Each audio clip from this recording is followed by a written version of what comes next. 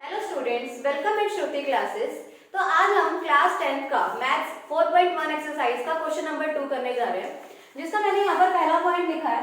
जैसे कि आप यहाँ देख सकते हैं, इस क्वेश्चन के अंदर वो कह रहा है कि आपको क्वाड्रेटिक इक्वेशन निकालनी है। आपको एक स्टेटमेंट दी हुई है, एक सम दिया हुआ है जिसको आपको सॉल्व करना है और उसको क्वाड्रेटिक इक्वेशन के अंदर फॉर्म करना है। जैसे कि आप यहाँ देख सकते हैं, लिखा है रिप्रेजेंट यानी कि आपको शो करना है the following situation in the form of quadratic equation. यानी कि ये जो आपको एक सिचुएशन दी है, ये जो आपको एक स्टेटमेंट दी हुई है, इसको आपको फॉर्म ऑफ क्वाड्रेटिक इक्वेशन यानी कि क्वाड्रेटिक इक्वेशन के अंदर आपको इसको क्या करना है, फॉर्म करना है। चलो हम अपना पहला क्वेश्चन पढ़ते हैं। यहाँ पर लिखा है the area of rectangular plot. अब रेक्टेंगुलर सबसे इंपॉर्टेंट है, रेक्टेंगुलर, और यहाँ पर एक और वर्ड इंपॉर्टेंट है, एरिया। रेक्टेंगुलर क्या होता है, जिसकी आमने सामने की जो साइड्स होती है वो आपस में क्या होती है, इक्वल होती है। ठीक है, उसके बाद इससे बोला है एरिया। अब इस क्वेश्चन को सॉल्व करने के लिए आपको रेक्टेंगल का एरिया भी पता होना चाहिए। तो हम आगे बढ़ते हैं कि एक जो रेक्टेंगुलर प्लॉट है उसका जो एरिया है वो आपको कितना है, 528 metre square. The length of the plot, अब इस क्वेश्चन में वो थोड़ा सा आपको कंफ्यूज करेगा। तो उसने क्या लिखा है, the length of the plot is 1 more than twice of its breath. अब कहने का मतलब है कि जो उसकी लेंथ है वो उसकी ब्रेथ की ट्वाइस प्लस 1 भी है, यानी कि उसका दुगना भी है और उसके अंदर 1 भी ऐड करना है आपको, तब उसकी आपकी क्या आएगी, लेंथ आएगी। यहाँ पर नीचे लिखा है we need to find the length and breadth of the plot. आपको इसके अंदर क्या निकालना है, लेंथ एंड ब्रेथ निकालनी है प्लॉट की। अब ऐसे क्वेश्चन सॉल्व करने के लिए आपको सबसे पहले आपको अपनी लास्ट लाइन ही देखनी है। यहाँ पर आपको क्या फाइंड करना है, अपनी लेंथ फाइंड करनी है और ब्रेथ फाइंड करनी है। तो लेंथ और ब्रेथ जो भी आपको फाइंड करना होता है, आप उसी को क्या करते हो, लेट करते हो। अब मैं यहाँ पर लेट कर लेती हूँ, इसका सॉल्यूशन यहाँ पर आप देख सकते हैं। सॉल्यूशन मैंने यहाँ पर लेट कर लिया। Let the length of the plot, इसकी लेंथ क्या हो गई, x। सपोज मैंने इसको लेट कर लिया कि इसकी जो लेंथ है वो क्या है, x है। इसी तरीके से the breadth of the plot is equal to y। जो लास्ट में गिवन होता है उसी को मैंने लेट कर लिया कि ये जो हमारा लेंथ है वो x है और जो हमारा y है वो हमारी क्या होगी, ब्रेथ होगी। अब हम अकॉर्डिंग टू क्वेश्चन चलेंगे। अकॉर्डिंग टू क्वेश्चन वो क्या कह रहा है कि जो इसकी लेंथ है, यानी कि इसकी लेंथ क्या है, x, ये इक्वल है इसकी ब्रेथ के दुगना, यानी कि जो इसकी ब्रेथ है उसका डबल है इसकी लेंथ। और साथ ही साथ वो ये भी कह रहा है कि इसके अंदर +1 भी आपको क्या करना है, ऐड करना है, तब जाके ये दोनों आपस में क्या हो जाएंगे, बराबर हो जाएंगे। तो यहाँ पर उसने बोला है कि जो उसकी लेंथ है वो उसकी ब्रेथ का दुगना +1 भी है, यानी कि मोर देन 1 भी है। तो यहाँ से आप इसको इक्वेशन 1 समझ सकते हो, या फिर यहाँ पर आप इसको x की वैल्यू भी समझ सकते हो। इसके बाद इसने एक और इन्फॉर्मेशन आपको गिवन है, एरिया ऑफ रेक्टेंगुलर प्लॉट। अब एरिया ऑफ रेक्टेंगुलर प्लॉट, मैंने आपको क्या कहा था कि आपको पता होना चाहिए कि एरिया क्या होता है रेक्टेंगुलर का।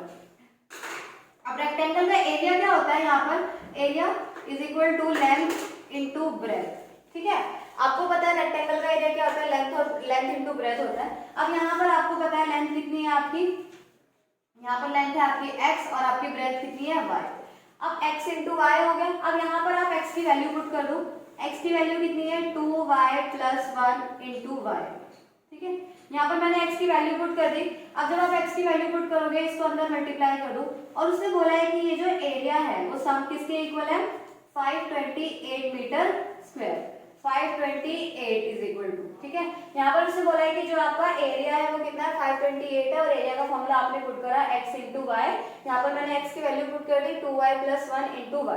अब आप इसको क्या करोगे, सॉल्व करोगे। तो हम इसे कैसे सॉल्व करेंगे, ये अंदर मल्टीप्लाई हो जाएगा, ये हो जाएगा 2y² + y is equal to 528। अब आपको क्वाड्रेटिक इक्वेशन में फॉर्म करना है इसको, तो ये इधर आके क्या हो जाएगा, -2y² + y -528 is equal to 0।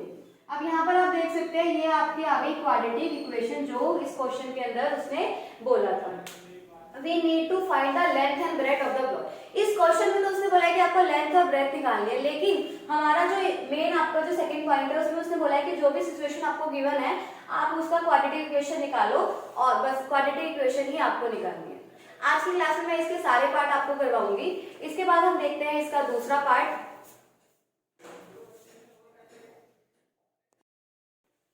अब हम करेंगे इसका इसका नेक्स्ट क्वेश्चन मतलब सेकंड क्वेश्चन का ही जो सेकंड पार्ट है अब हम वो सॉल्व करेंगे। इसमें लिखा है the product of two consecutive positive integers is 306, we need to find the integers. अब यहाँ पर उसने बोला है कि दो कंसेक्यूटिव इंटीजर्स हैं यानी कि दो नंबर्स है जिसका जो प्रोडक्ट है वो 306 है यानी कि 306।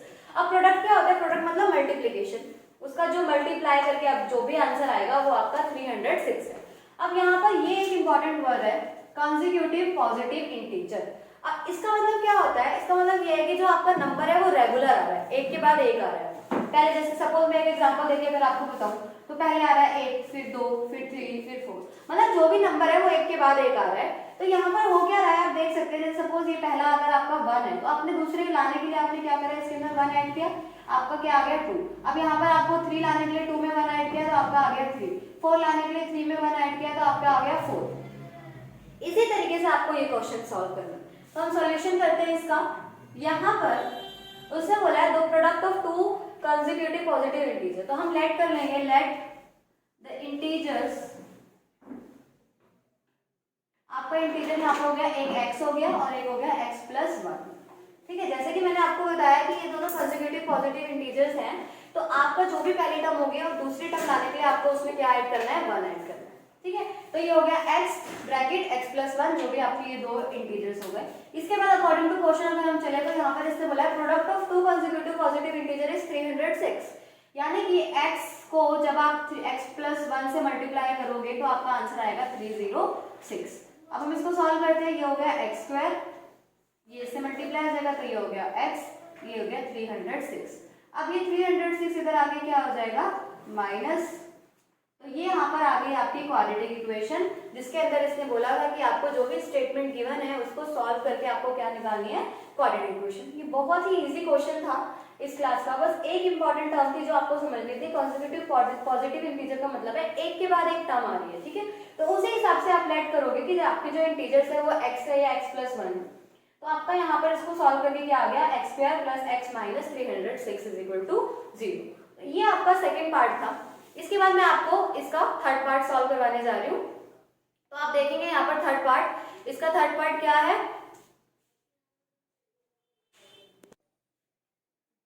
यहाँ पर आप देख सकते हैं थर्ड क्वेश्चन मैंने लिखा है इसी पार्ट का जो थर्ड पार्ट है, सेकेंड क्वेश्चन का थर्ड पार्ट। ये क्वेश्चन बहुत ही इंपॉर्टेंट क्वेश्चन है, ये ऑलमोस्ट बच्चों के पेपर में आता ही आता है क्वेश्चन, तो इस क्वेश्चन को जरा आप ध्यान से सुनेंगे। यहाँ पर मैंने लिखा है Rohan's mother age is 26 years older than him. यहाँ पर लिखा है कि एक रोहन बच्चा है जिसकी माँ की जो उम्र है वो 26 ओल्डर, उससे 26 ओल्डर है, मतलब वो उससे 26 साल क्या है, बड़ी है। The product of their age 3 years from now will be 360। अब वो बोल रहे हैं कि आज से 3 साल बाद उनकी जो एज होगा, उन दोनों की एज का जो मल्टीपल होगा, जो प्रोडक्ट होगा वो क्या हो जाएगा 360। We would like to find Rohan's age. अब जैसे कि मैंने आपको बोला जो लास्ट में होता है आपको उसी को लेट करना होता है, तो हम इसका सॉल्यूशन करते हैं। हम क्या लेट करेंगे, let Rohan's age is equal to x. ठीक है, यहाँ पर हमने लेट कर लिया कि जो रोहन की एज है वो x है। इस हिसाब से जो रोहन की मदर की एज होगी, Rohan's mother age is equal to x plus 26। जैसा कि क्वेश्चन में गिवन है कि यहाँ पर बोला है कि उसकी माँ जो है वो 26 ईयर्स ओल्डर देन हिम, यानी कि उससे 26 साल क्या है, बड़ी है, तो ये उसकी एज होगी प्लस 26 हो गया, तो ये रोहन की मदर की एज होगी। अब यहाँ पर लिखा है आफ्टर 3 ईयर्स। अब जब भी आफ्टर की बात होगी तो आप ऐड का साइन यूज करोगे। आफ्टर 3 इयर्स जो रोहन की एज है वो क्या हो जाएगी, x प्लस 3, यानी कि 3 साल बढ़ गई। जैसा कि मैंने आपको बताया जब आफ्टर वर्ड यूज होता है तो हम प्लस का साइन यूज करते हैं। अब इसी में रोहन की एज क्या, रोहन की मदर की एज क्या हो जाएगी, रोहन्स मदर एज, इसमें भी हम क्या कर देंगे, प्लस कर देंगे 3। ये उसकी मदर की एज थी, उसमें हमने क्या कर दिया प्लस 3, तो आपका यहाँ पे क्या आ गया x प्लस 29। तो यहाँ पर ये हो गई रोहन की एज और ये हो गई रोहन की मदर की एज। अब उसने बोला आफ्टर 3 इयर्स उनका जो प्रोडक्ट होगा वो होगा 360। अब हम प्रोडक्ट की बात करें तो प्रोडक्ट क्या होगा, यहाँ पे x प्लस 3 ब्रैकेट में x प्लस 29, ये इसका प्रोडक्ट हो गया। प्रोडक्ट मतलब मल्टीपल, किसके इक्वल है वो 360 के इक्वल है। जैसे कि यहाँ पर आप देख सकते हैं एक फॉर्मूला लग रहा है, फॉर्मूला क्या होता है वो x square plus a plus b का x plus a b is equal to 360। यहाँ पर ये फॉर्मूला लगेगा, फॉर्मूले के अकॉर्डिंग मैं वैल्यू पुट करूंगी एक्स स्क्वायर, ए कितना है 3 plus 29 x plus 3 into 29 is equal to 360। अभी आप यहाँ पे देख सकते हैं, मैं इसको यहाँ सॉल्व कर रही हूँ। ये हो गया एक्स स्क्वायर प्लस कितने हो गए 32x प्लस इसको आप मल्टीप्लाई करके देख सकते हो यहाँ पे,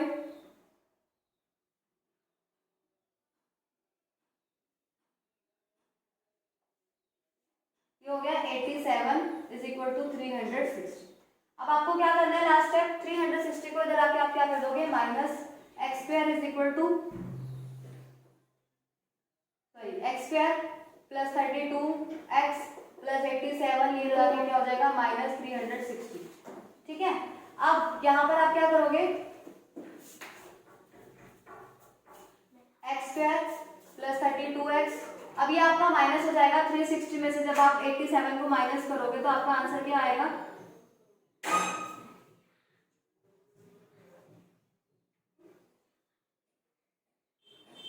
273।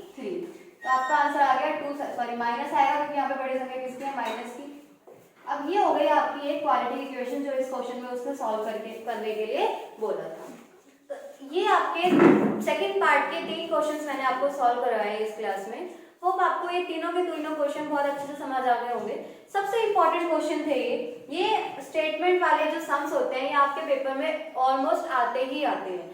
तो मैंने आपको बहुत ही इजी मेथड में इजी वे में एक सम्स करवाए हैं। ठीक है, एंड आज की क्लास में बस इतना ही। Thank you and don't forget to subscribe my channel.